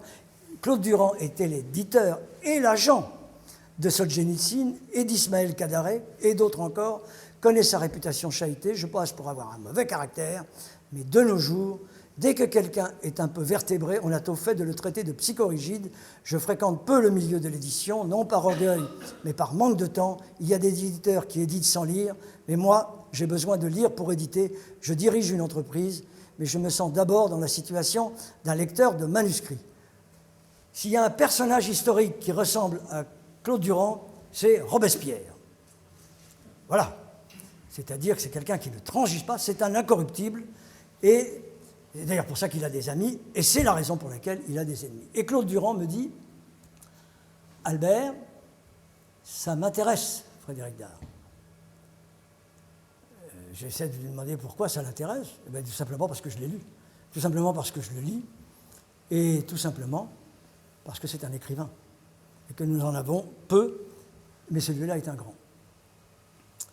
Et donc, j'échafaude dans ma tête, avec lui, une solution. Je dis, ben, il ne changera pas si sur le plan financier, si c'est pour lui proposer moins, comme s'apprête à le faire le groupe de la Cité. Il faudra lui proposer la même chose. J'ajoute que sa santé n'est pas celle d'un jeune homme, il faudrait qu'il gagne autant en travaillant moins. C'est-à-dire en fournissant. Donc, vous voyez, c'est quand même pas rien. Eh bien, il me dit, oui, c'est possible. J'ai dit, oui, mais vous ne pouvez le payer que sur les nouveautés, mais le fonds continuera à rester au Fleuve Nord, il ne peut pas être transposé ici. Jamais ils accepteront. Eh bien, on paiera la nouveauté beaucoup plus cher, et on essaiera de s'entendre avec le fonds pour l'exploiter à deux, malgré le fait qu'on soit dans deux maisons antagonistes. Bref, difficilement réalisable. Et je lui dis, puisque l'éditeur ne s'en sort pas, et vous n'en sortirez pas davantage, il va falloir peut-être aller chercher l'argent ailleurs. Et il me dit, je vois qu'on s'est compris. Et l'argent ailleurs, c'était de faire payer la distribution. Je vous rappelle les chiffres de tout à l'heure. La distribution, c'est 18%. Hein. Et la distribution, pourquoi elle ? Ben, tout simplement parce que dans le réseau de la grande distribution qui monte, les supermarchés, pas les hypermarchés, mais les supermarchés qui ont remplacé les points de vente de proximité, sont gérés par la distribution. C'est-à-dire c'est du commercial où on fait des installations, où on fait du transport de matériel, donc c'est de la distribution. Et la distribution a besoin d'avoir des livres qui se vendent simplement en les regardant comme ça. C'est quoi ? C'est les meilleurs auteurs de collections généralistes, Pocket, etc. Mais c'est San Antonio et c'est SAS. Et d'autres encore, qui sont appelés à naître. Donc, ben c'est normal que la distribution, puisqu'elle fait du commerce avec du commercial, paye sa quote-part. Très bien. Et là-dessus, Claude Durand échafaude un contrat à Marbella. Alors là, autour de cette table, vous voyez que quand même, ça paraît très prétentieux, mais je suis bien servi puisque je suis au milieu. Il faut dire qu'en face, il y avait une estrade et puis il y avait un spectacle dans le... Voilà. Et donc on était comme ça pour assister au spectacle. Vous avez Joël à gauche, Frédéric, Joséphine, ma pomme, l'épouse de Gérard Barret, qui vivait à Marbella, qui était une dame, je n'ai plus le nom en tête, là j'ai un trou de mémoire, mais une dame adorable, qui est une grande danseuse de flamenco, et Françoise à droite. On passait une excellente soirée. Pourquoi suis-je à Marbella ? Eh bien, tout simplement parce que j'arrive avec deux contrats. L'un de Fayard, et puis, à la suite d'un déjeuner, parce que je ne voulais pas avoir une seule proposition, je me suis débrouillé, sans que personne ne le sache, d'une rencontre avec Leonello Brandolini, qui a eu lieu dans un restaurant au Dôme à Paris, et je lui ai dit, voilà, le contrat d'achat, c'est la distribution qui va payer. Vous n'avez qu'à faire pareil. Et moi, j'arriverai, et je verrai Frédéric avec deux contrats. Il faut que l'un rapporte autant que l'autre, et réciproquement. Je partirai, et c'est eux qui choisiront, c'est-à-dire Françoise et Frédéric. Ça, c'est le contrat Fayard. Évidemment, pour des raisons qui tiennent à la décence et à la confidentialité, je n'ai pas mis les pages intermédiaires, mais on voit bien M. Frédéric Dard, domaine de l'eau vive, Bonnefontaine, et la librairie Fayard, M. Claude Durand, préambule, et ça n'attend plus que les signatures. Je n'ai pas mis à l'intérieur les rétributions, mais je peux vous dire que c'était quelque chose. Voilà le contrat presse de la Cité, et c'est celui qui a été signé parce que, après moult conversations, après des désaccords, je ne dis pas qu'ils en sont venus au bain, pas du tout, mais il y a eu, je crois que c'est Françoise, pour l'idée que je m'en fais, je n'ai jamais eu vraiment le résultat, mais c'est Françoise qui a réussi à convaincre de rester. Je vous dirai après ce que j'en pense, parce que j'en pense quelque chose. Mais vous avez ici Là, plusieurs signatures. L'auteur, Frédéric Dard, l'éditeur, Leonello Brandolini, Françoise Dard et ma signature. Et vous voyez, dans le dernier paragraphe de l'article 5, à la signature du présent contrat, les représentants sont Madame Françoise Dard pour les questions financières, contractuelles et juridiques, sous réserve des contrats importants qui seront également signés par l'auteur, et M. Albert Benloulou pour toutes les questions commerciales, éditoriales, présentation des ouvrages et choix des titres de diffusion et de distribution, rien que ça. Donc je deviens l'agent de Frédéric Dard à la suite de ce contrat.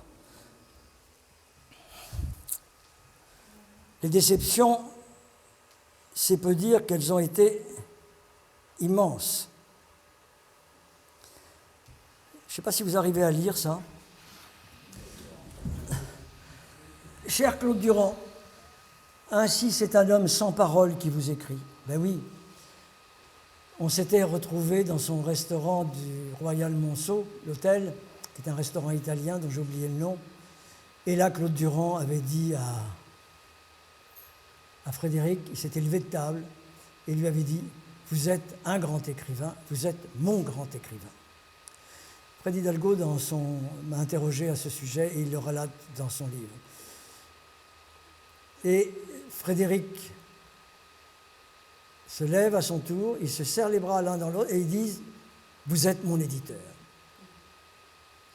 Et vous serez mon éditeur. » Et là, cette lettre, c'est donc un homme sans parole qui vous écrit. Du moins a-t-il le cœur lourd, très lourd.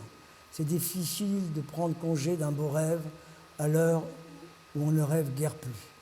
Un instant, j'ai eu mon rond de serviette à la table de Fayard et je convivialisais auprès de vous.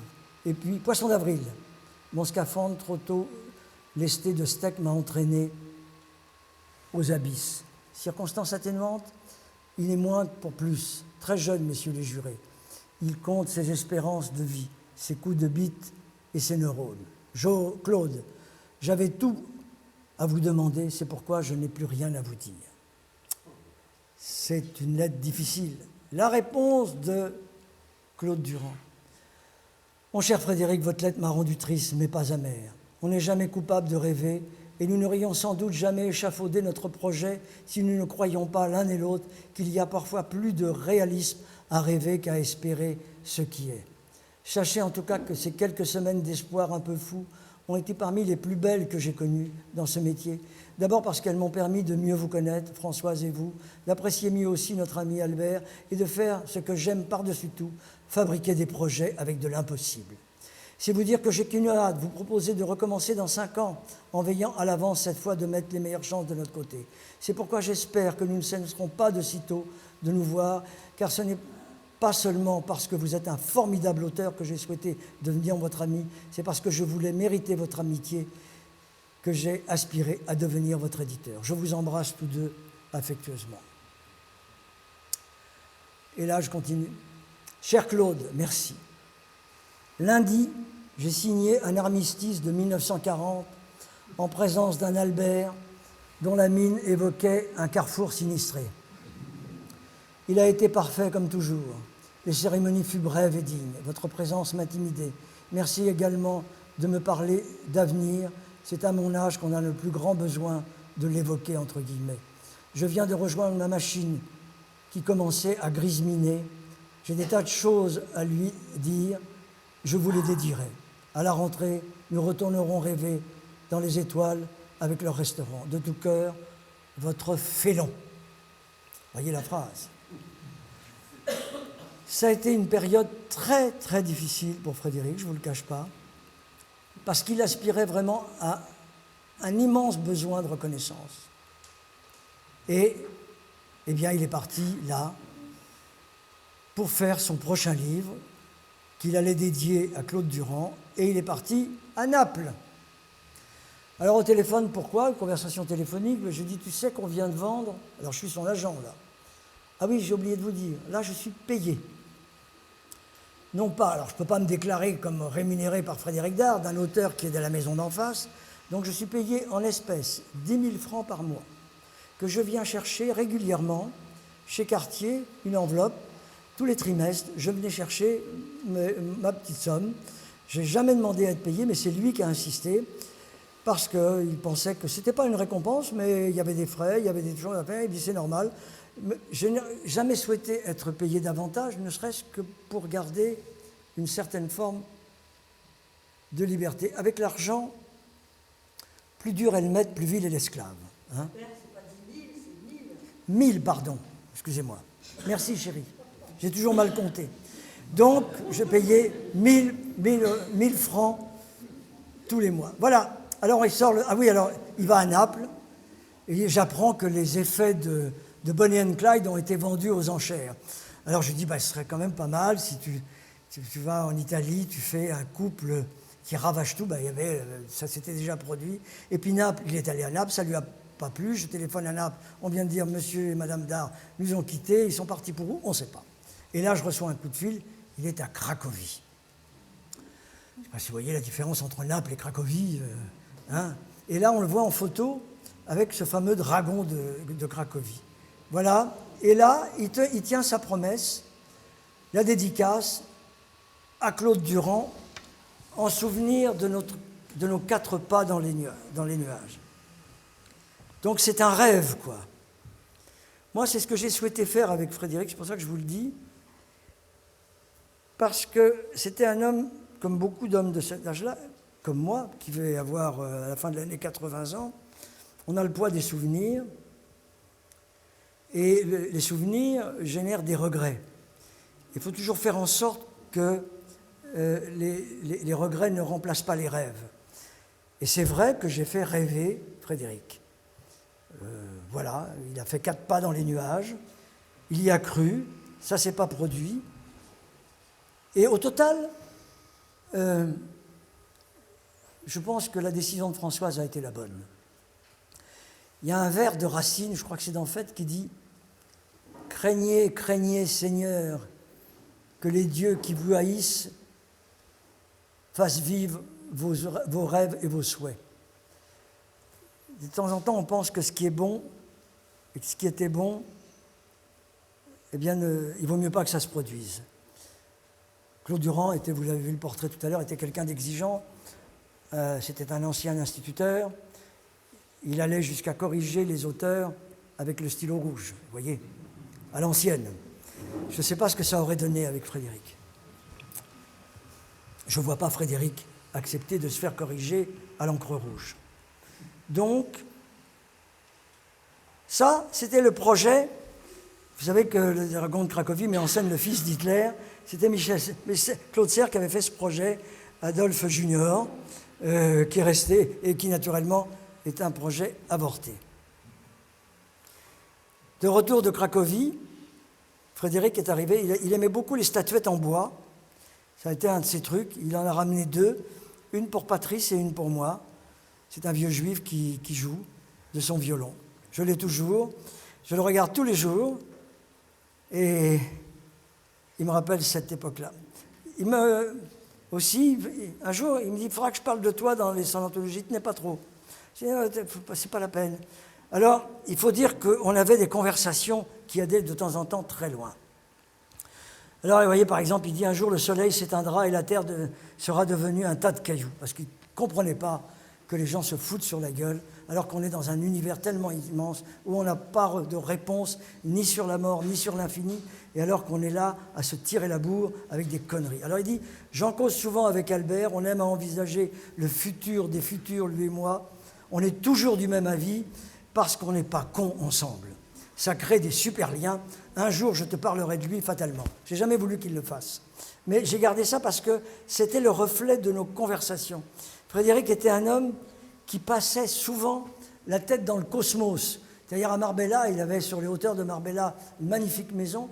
Il se couchait sur les nuits andalouses sont ce qu'elles sont, vous en avez tous entendu parler, ou même certains les ont vécu. Il se couchait sur son matelas, il regardait dans le ciel et il voyait cette profusion d'étoiles filantes, etc. Et quand il descendait, il dit « Mais qu'est-ce qu'on est con quand on a tout ça ?» Et il passait sa tête dans le cosmos. C'était vraiment...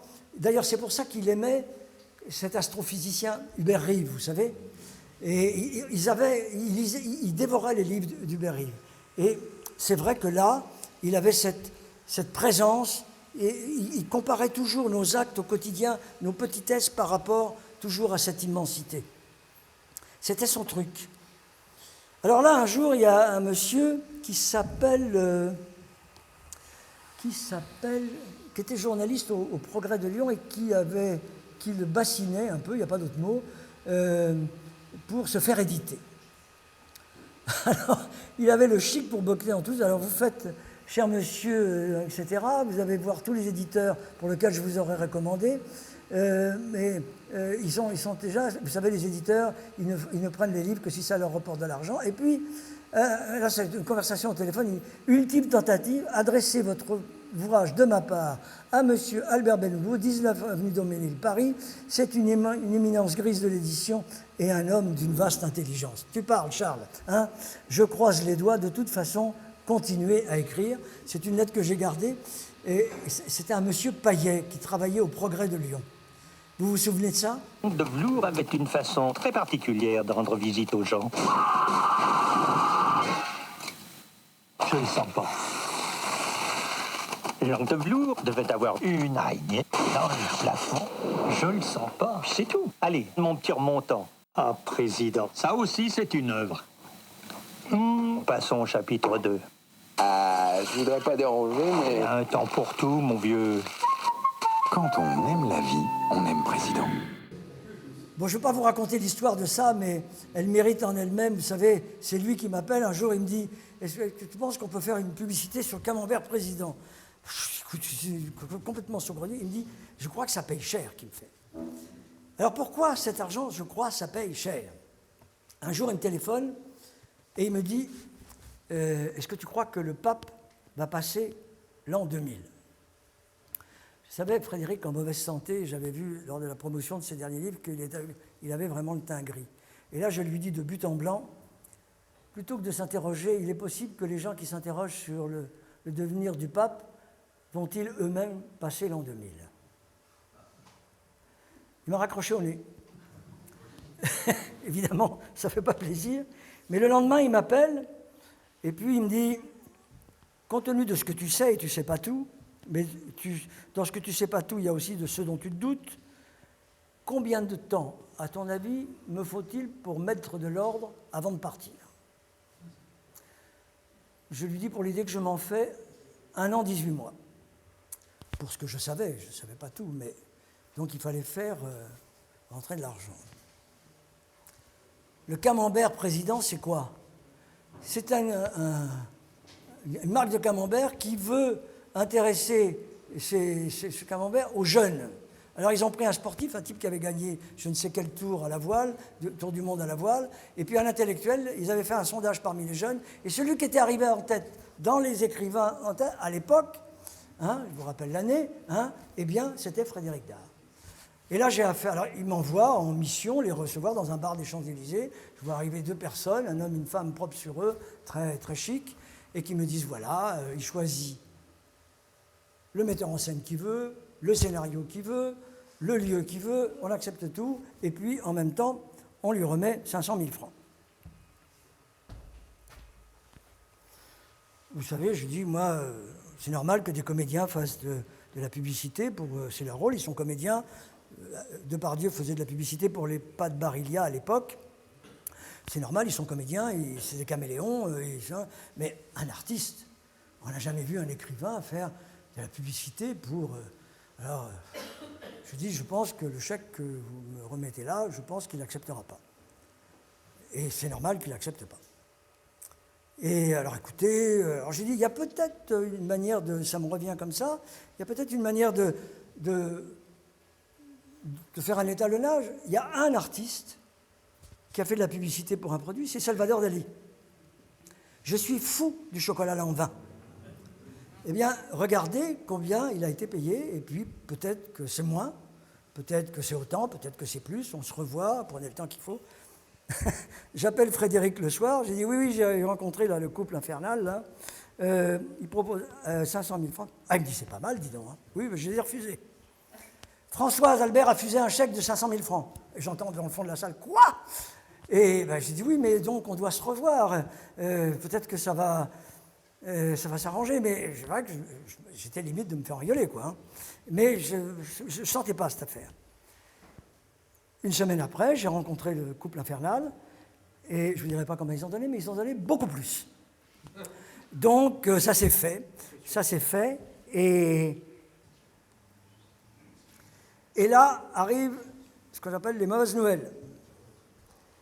Frédéric a un nouvel éditeur. Monsieur Brandolini est parti, et c'est un dénommé Jean-Claude Dubost. On est en 1999. Notez bien l'année, hein, on n'est pas loin du terminus. Hein. Monsieur Jean-Claude Dubost est un écrivain catholique. Il a dirigé Bayard, il a fait une collection de policiers pour enfants qui a eu énormément de succès à l'époque, qui s'appelait Chair de poule. Je ne sais pas si ça vous parle. Hein. Et donc, il prend la direction de Poche Première. Monsieur Dubost a fait toute sa carrière dans l'édition. C'est un très grand éditeur. Hein, ce n'est pas... On le voit ici seul, sur la gauche, et on le voit à droite, avec un monsieur souriant, qui est le patron de la distribution. Ça n'est pas rien, vous voyez ce que je veux dire. Donc, le nouvel éditeur de Frédéric Dard, c'est monsieur Jean-Claude Dubost. Monsieur Jean-Claude Dubost rencontre Frédéric Dard et lui dit « Votre coutrin nous coûte très cher. En plus, il y a quelqu'un qui nous gêne. C'est Albert Benloulou, il nous a fait un tort considérable. Il nous a fait jeter beaucoup d'argent par les fenêtres, ce qui n'était pas gentil. Hein. Donc, je ne souhaite pas, je désire ne plus l'avoir dans mes jambes. Donc, autrement dit, je ne veux plus qu'il travaille pour vous. » Voilà, c'est aussi simple que ça. Donc, on va se poser des questions sur le positionnement de San Antonio pour savoir comment faire, pour essayer de trouver... Mais nous n'avons pas besoin de M. Benloulou. Et écrivez-lui, faites-lui une lettre et donnez-moi le double. J'ai rencontré M. Dubost à la closerie des Lilas. Il y avait Renaud devant son Ricard. Et il posait des questions banales. Il se posait les questions de savoir comment repositionner l'éternelle question San Antonio pour la jeunesse. Comme il était éditeur de jeunesse, il cherchait, essayait de... Alors évidemment, des questions banales, il faudrait qu'il écrive autrement, il faudrait qu'il y ait moins de fesses, il faudrait qu'il y ait moins de berruriers. Enfin bon, vous voyez ce que je peux dire. Quoi. Voilà, des conneries. Un jour, j'ai dit à Frédéric, il est comment ton nouvel éditeur? Il me dit, c'est le concessionnaire Peugeot à Romorantin. Voilà comment il l'a baptisé. Et donc, il m'envoie, un jour, je vais donc chez Cartier, chercher mon enveloppe, comme on dit, et dans l'enveloppe, il y avait cette lettre, tapée à la machine. Je vous la lis. Cher Albert, je crois que notre nouveau directeur a pris les rênes fermement en main et entend régner sans partage désormais. De ce fait, ce rôle de Père Joseph que tu tenais avec brio cesse par la force des choses. Connaissant la vie et ses nécessités, je me doute que cette mensualité que te sert, incluse à ton budget, 1000 francs par mois, Joël, c'est ça hein? Voilà, merci. C'est pourquoi je te propose de la poursuivre jusqu'à fin juin. La date est datée de décembre. Hein. Ce qui te laissera le temps de réaménager tes revenus. Il est toujours dommage de parler argent avec un être à qui l'on porte une grande tendresse. J'espère que cette lettre n'assombrira en rien nos relations. Je te remercie pour ton aide et t'embrasse ainsi que Joël. À vite, Frédéric, décembre 99. Bien sûr, le double de cette lettre a été sur le... Donc, à partir de ce moment-là, je cesse toute activité avec Frédéric. Évidemment que j'en suis attristé, mais j'étais d'autant plus attristé que je ne voyais pas comment on allait déboucher sur quelque chose de concret au Fleuve Noir, avec cette nouvelle direction. Est-ce que j'ai continué à téléphoner à Frédéric? Je n'ai jamais cessé. On a continué. On a continué à parler de tout et de rien, de la couleur des roses, du Tour de France, du prix, de la bourse, de tout, de la politique, bien sûr. Il adorait. Alors, il s'était fait rouler dans la farine par Mitterrand. Alors ça, il avait une admiration pour Mitterrand.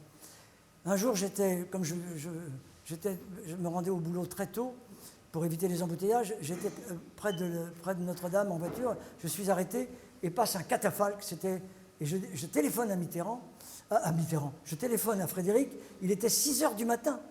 Qu'est-ce qu'il y a? Je viens de voir passer le cercueil de Mitterrand. Il éclate en sanglots. C'est vous dire, parce qu'il avait été invité plusieurs fois, mais il s'était fait rouler dans la farine. Voilà. Et puis sort Napoléon Pommier. Alors, les conversations, il était fasciné par Napoléon et par la personnalité de Napoléon.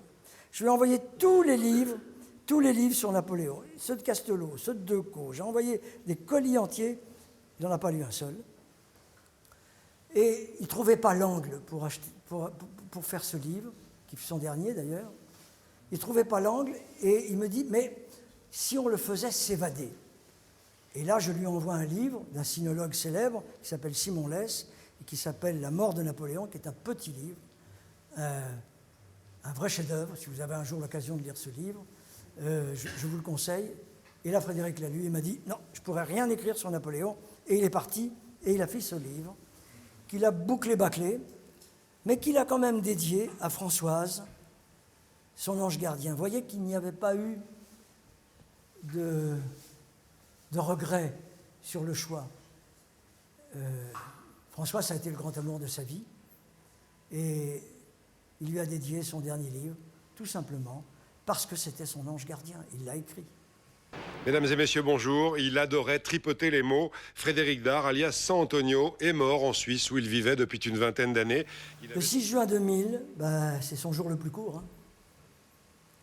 Si vous voulez, il a eu cette chance. Il est mort, contrairement à Jean Cocteau, par exemple, qui a eu le sort triste de mourir le même jour qu'Édith Piaf. Alors, il faut dire qu'on n'a pas beaucoup parlé de Jean Cocteau et on a beaucoup parlé d'Édith Piaf. Lui, il est mort et personne d'autre. Il n'a pas eu de concurrence. Et alors, il y a eu... Tout le monde en a été sidéré, à commencer par son éditeur, qui s'est rendu compte à quel point Frédéric avait une telle notoriété, je dirais presque, j'exagère à peine, comme Victor Hugo au moment de sa mort, quoi. Tout le monde, mais qui a dit du mal, qui a regretté, qui a dit du mal de Frédéric Dard? Personne. Ça n'a été que des louanges. J'en ai ici de Jacques Chirac, de Madame Tasca, de François Rivière, bien sûr, de Raymond Barre. Pensez, Raymond Barre, vous voyez un peu, s'il est loin de San Antonio, il faisait ça, on disait qu'il faisait son footing, vous voyez, hein, du Nouvel Observateur. Et les obsèques ont été faites avec la garde rapprochée, c'est-à-dire la famille. Et on m'a dit, vous savez que dans Les Misérables, le dernier mot de Jean Valjean, quand il a Marius et puis Cosette à côté, ça a été « aimez-vous ». Il paraît que le dernier, c'est Françoise qui m'a dit ça, le dernier mot de Frédéric, ça a été « aimez-vous ». Il avait tout fait pour sa famille, il avait mis de l'ordre, il était parti. Françoise pensait, à chaque fois elle me dit ça, elle me dit « Mais Albert, vous étiez aux obsèques ?» Non, je n'étais pas aux obsèques, je n'avais pas de raison, je n'étais pas la garde rapprochée. Il y avait vous tous, il y avait son grand ami dont je n'ai pas parlé, qui était Robert Hossein, qui était son grand ami, son frère, il était là. Moi, je n'avais pas de raison d'être là. Là, je peux réciter à nouveau le quatrain. Il dort, quoique le sort fût pour lui bien étrange. Il vivait. Il mourut quand il n'eut plus son ange. La chose simplement d'elle-même arriva, comme la nuit se fait, lorsque le jour s'en va.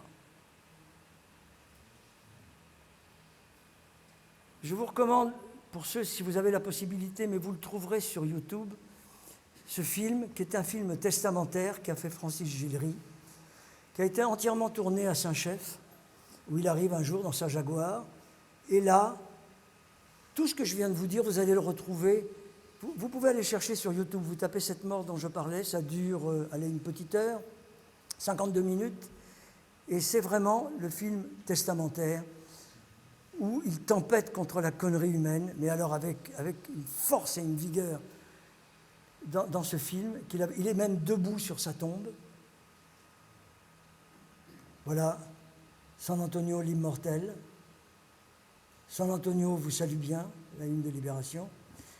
Et moi, j'ai photographié mon agenda que j'ai gardé. Vous voyez que le mardi 6 juin, j'avais une réunion chez Fayard ça durait 2-3 jours, et j'avais une réunion chez Fayard. Le mardi 6, j'apprends la nouvelle à la radio le matin. Je rejoins Joëlle, mon épouse, qui est libraire avenue de Suffren, et je traverse le Champ de Mars. Et en traversant le Champ de Mars, il y avait un type qui était assis et qui pleurait. C'était Antoine Decaune. Et je le regarde, je le connaissais un peu, pas beaucoup, je le connaissais un peu, on s'était croisés, il venait faire ses photocopies, il habitait pas loin dans la librairie où travaillait Joël. Joël le connaissait mieux que moi. Et il m'a regardé, il avait les yeux rouges, gonflés, et il m'a dit « Quelle putain de sale journée !» C'est tout ce qu'on s'est dit. Voilà, je vous remercie de votre attention.